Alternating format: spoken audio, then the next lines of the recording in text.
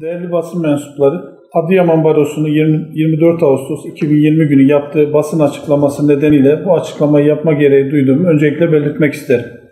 Şöyle ki, yapılan açıklama maalesef gerçek olmayan birçok bilgi içermekte. Ceza İnfaz Kurumumuzun personeliyle bakanlığımız, vatandaşımız ile devleti karşı karşıya getirecek ifadeler içermektedir. Öncelikle şunu belirtmek isterim ki, ifade özgürlüğü ve bu hak kapsamında eleştiri hakkının temel, vazgeçilmez haklardan olup gerçeği yansıtması koşuluyla her ne kadar ağır eleştiriler içerirse içersin vazgeçilmez olduğunu hayatım boyunca savunmuş bulunmaktayım. Bundan sonra da savunmaya devam edeceğim. Aynı bina içerisinde faaliyet gösterdiğimiz Adıyaman Barosu'nun bu açıklamayı yapmadan önce Cumhuriyet Başsavcılığımız ile temasa geçip güncel ve gerçek bilgileri aldıktan sonra açıklama yapmasını beklediğimi ifade etmek isterim. Hepinizin malumu olduğu üzere 24 Ocak 2020 günü Elazığ ili Sivrice ilçesi merkezde 6.8 büyüklüğünde deprem meydana gelmiş. Deprem büyük hasara neden olmuş. Adıyaman'ımızın da içinde bulunduğu çevre illerde yoğun şekilde hissedilmiştir. Öncelikle bu depremde vefat eden 41 vatandaşımıza Allah'tan rahmet, yaralanan 1607 vatandaşımıza da tekrar geçmiş olsun dileklerimi iletiyorum.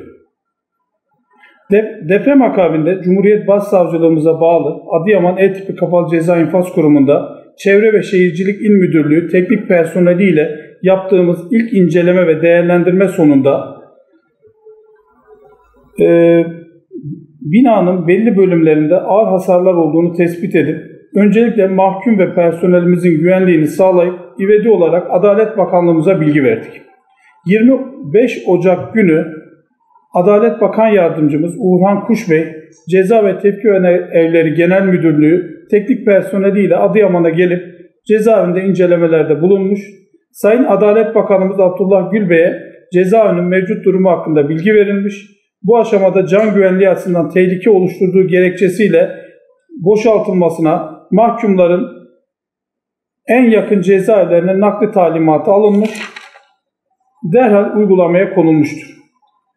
Bu sırada yaptığımız ön görüşmede bakanlık teknik personeli de tadilat ve güçlendirme ile cezaevinin tekrar kullanabileceği yönünde görüş bildirmişlerdir. Mahkum yakınlarının cezaevi önünde toplanmış olmaları, mahkumları nakledecek link araçlarının giriş çıkışına mani olmaları üzerine vatandaşı sakinleştirmek için bir açıklama yaptım. Açıklamayı yaparken o anki verileri kullandım. Açıklamada inşallah en kısa sürede gerekli güçlendirmeyi yapıp cezaevini açacağımızı, mahkumların tahliyesi için yardımcı olunmasını mahkum yakınlarından rica ettim. Aynı gün içerisinde 24 saat tamamlanmadan tüm mahkumlarımızın güvenli bir şekilde tabi oldukları infaz rejimine uygun cezaevlerine naklini gerçekleştirdik. Bu cezaevleri belirlenirken Adıyaman'a yakınlığı gözettiğimiz ilk ilkeydi. İlk kriterimiz buydu. Çünkü hepinizin malum olduğu üzere birçok mahkumumuz Adıyamanlı, ailelerinin bunların görüşlerine gidip gelmesi belli bir külfet. Bunu kesinlikle ilk kriterimiz buydu. Bunu göz önünde bulundurarak tabi oldukları infaz rejimine göre nakillerini gerçekleştirdik. Bir gün sonra yani 26 Ocak günü bakanlığın anlaşmalı olduğu firma cezaevinde incelemeler yapıp beton, demir başta olmak üzere bazı numuneler aldılar. Yaklaşık 15 gün boyunca yaptıkları analiz sonucu düzenledikleri raporda mevcut binanın deprem nedeniyle ana kolonlarında büyük hasarlar oluştu. Yapılacak güçlendirmenin hem çok maliyetli hem de istenen korumayı sağlayamayacağı, bu nedenle yıkılmasının uygun olacağı yönünde rapor tanzim etmişlerdir. Bunun üzerine Adalet Bakanlığımız Adıyaman E-Tipi Ceza İnfaz Kurumu'nun kapatılmasına karar vermiştir.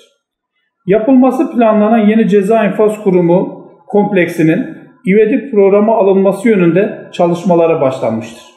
Özellikle vurgulamak isterim ki bu süreçte başta Adalet Bakanımız Sayın Abdülhamit Gül ve bakanlık bürokratlarımız, Sayın Valimiz, Ahmet Aydın başta olmak üzere tüm milletvekillerimiz, siyasi ve bürokratik tüm bileşenlerimizle yoğun çaba gösterip bu çabanın sonucu olarak yeni ceza infaz kurumu yapımını 2020 yatırım programına alınmasını sağladık ve ilgili bütçe kaleminden yeteri kadar kaynak aktarılmasını da sağladık.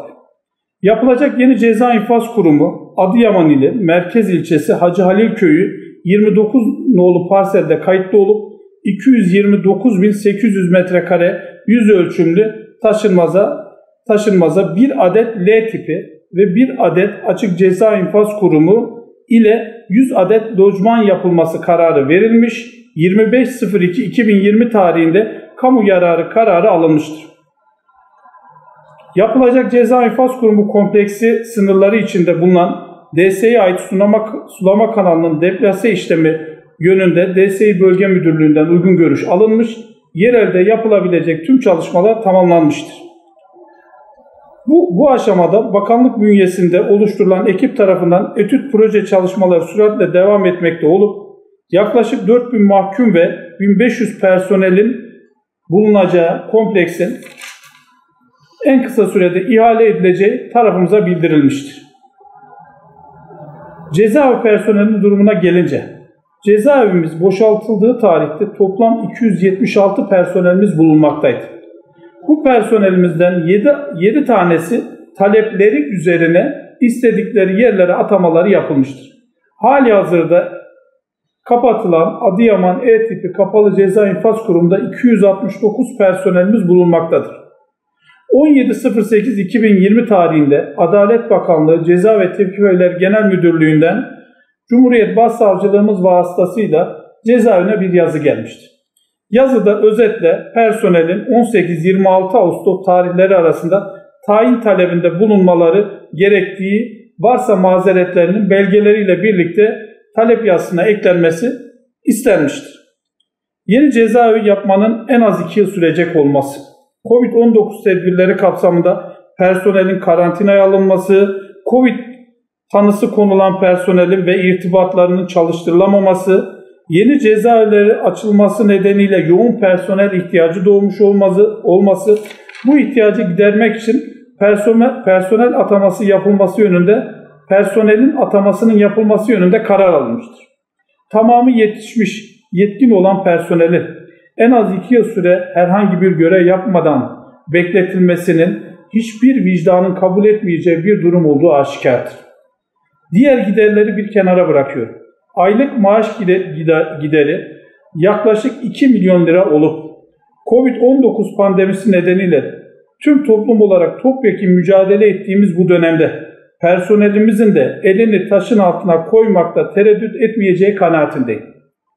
Adıyaman Barosu'nun basın açıklamasındaki bazı iddialara gelince, 2014 yılı Samsat depremi sonrası mevcut cezaevinin çürük raporuna rağmen 6 yıl kullanıldığı iddiasıyla ilgili 2014 yılı depremi sonrası cezaevinin depremden etkilendiği doğrudur. Fakat bu dönemde yapılan teknik çalışmalarda güçlendirme ile cezaevinin kullanılabileceği kanaati oluşmuştur. Ve bu doğrultuda cezaevinde güçlendirme çalışmaları yapıldıktan sonra kullanıma açılmıştır. Ama 2020 Elazığ depreminde düzenlenen raporda güçlendirme ile cezaevinin devamının uygun olmadığı raporu düzenlenmiştir. Devlet sorumluluğu gereği biz bakanlık olarak böyle bir tasarrufta bulunduk. Burada yegane amaç oradaki mahkumlar ve personelimizin güvenliğini sağlamaktır. Yine yapılan açıklamada yanlış olan bir hususu daha vurgulamak istiyorum. Cezaevinin kısa süre sonra açıklanacağı dair açıklamayı bizzat ben kendim yaptım. Elde edilen ilk rapora göre güçlendirme ile açılabileceğini öngörmüştüm. Fakat daha sonra düzenlenen raporda güçlendirmenin yeterli olmayacağı anlaşılınca devlet sorumluluğu gereği kapatılmasına karar verildi. Bunun altından başka bir sebep aramanın alemi yok. Olay tam olarak bu şekildedir.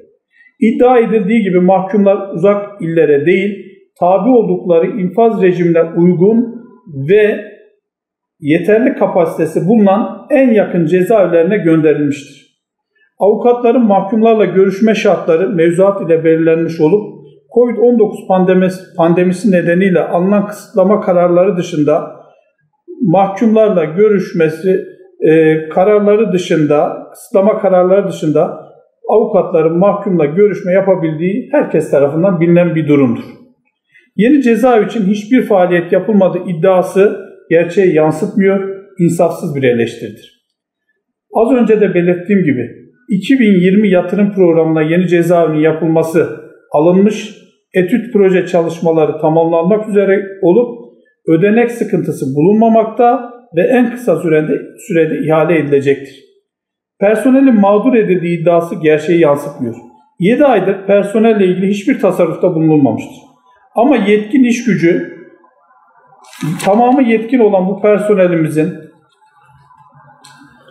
bakanlık tasarrufuyla talepleri doğrultusunda talep edecekleri 5 ceza infaz kurumuna yapılmasının bir mağduriyet olarak lanse edilmesini popülist bir politika olarak görmekte. Bakanlık tarafından gerçekten mazereti bulunan personelin durumunun gözetileceği de kamuoyu tarafından bilinsin istiyorum. Ama maalesef bazen çok küçük bir azınlık ama personelin bir kısmı, bir örnek vereyim örneğin. Adam dedem hasta diyor, dedemin bakımını ben sağlıyorum. Dedenin 20 tane torunu var. Bunu da yani hiçbir vicdan kabul etmez değil mi? Yani bunu bir mazeret olarak kabul etmemiz de beklenmesin. Tüm personelimiz bizim için çok kıymetli. Aileleri çok değerlidir. Ama çözüm 269 personeli yeni cezaevi yapılıncaya kadar hiçbir görev vermeden bekletmek olmadığını kamuoyunun takdirlerine sunuyorum. Covid-19 pandemisiyle mücadele ettiğimiz bu süreçte tüm kurumların, bu arada Adıyaman Barosu'nun da gerekli özeni göstermesi gerektiğini belirtmek istiyorum.